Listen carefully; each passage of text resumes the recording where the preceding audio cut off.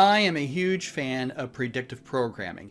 Predictive programming is programming that you see in movies or in television series that gives either an exact or a very similar storyline in their programming that actually precedes a real life event. We've all heard of The Simpsons and their predictive programming, especially with the election of President Trump. But flashback a few years ago to a movie called For Vendetta, and we get into 3 instances of predictive programming that we are seeing right now. The first instance of that occurs with the coronavirus. Take a look at this clip and see if things look and sound familiar. Fueled by the media, fear and panic spread quickly, fracturing and dividing the country until at last the true goal comes into view. Before the St. Mary's crisis, no one would have predicted the results of the election that year, no one. And then not long after the election, lo and behold, a miracle.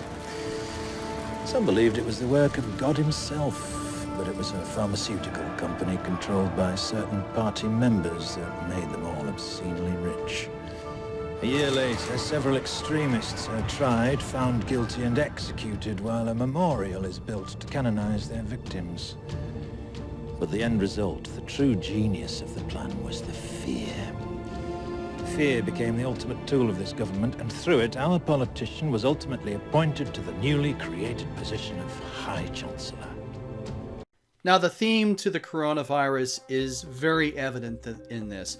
Fear is definitely being slung about like mud in a pig farm. We are seeing it in the press. We are seeing it on social media. We're seeing it with all of our friends. Fear is the thing that is guiding the vast majority of our actions. And that fear could also be used in conjunction with an upcoming election that we saw in the clip, as we are, as of the recording of this, going into an upcoming election of the presidency of the United States. The theme is there. The exact verbiage and things like that may be different, but it is there. And it will be interesting to see if there is a cure, a miracle cure by some pharmaceutical group, and that some people are getting in on the ground floor of. Only time will tell. Now we move on to the second example of this. And this is the media example of what we are seeing right now. Not only the virus in these clips, but also in our day-to-day life, but also a bunch of other stuff. We are being bombarded by stories that keep this country in a perpetual panic and fear-based state. But take a look at the clip. What we need right now is a clear message to the people of this country. This message must be read in every newspaper, heard on every radio, seen on every television. This message must resound throughout the entire interlink. I want this country to realize that we stand on the edge of oblivion. I want every man, woman, and child to understand how close we are to chaos. I want everyone to remember why they need us. In the former United States, civil war continues to devastate the Midwest. Scientists attribute this latest water shortage to the lack of rainfall the last 2 years. Ministry officials expect water coupon prices to rise. Police have arrested 9 suspects. Can you believed believe to be this responsible shit? for importing avian flu Been going on all vaccines. summer. Outside the quarantine zone, a new airborne pathogen has killed 27 people. Authorities have uncovered new evidence linking the terrorist organization called V to the St. Mary's viral attack on London 14 years ago.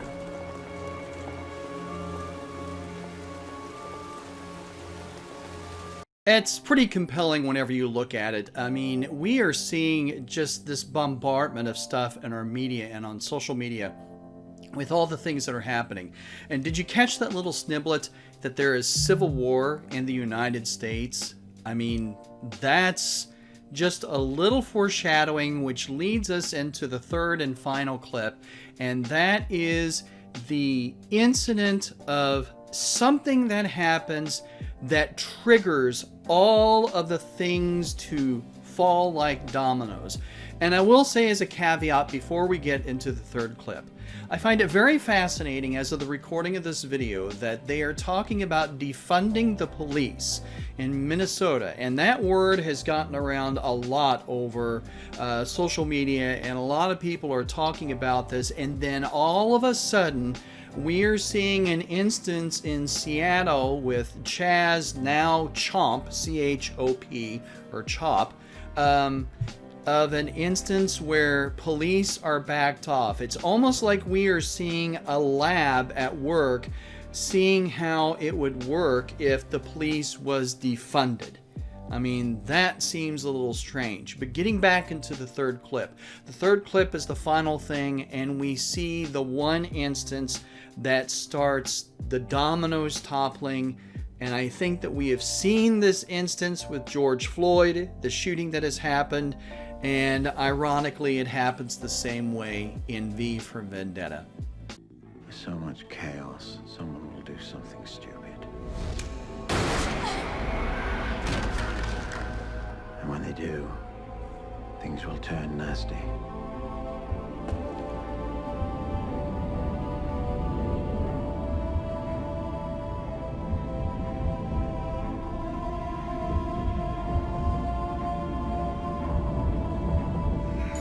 Rioters were arrested in Brixton. And then Sutler will be forced to do the only thing he knows how to do.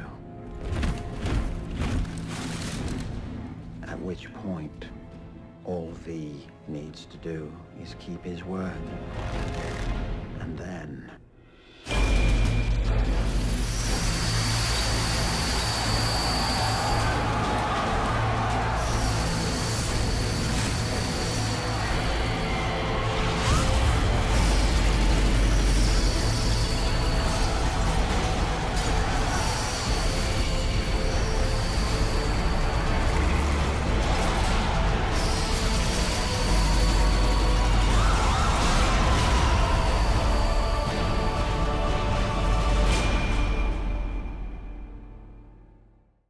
I don't celebrate what's going on in this country.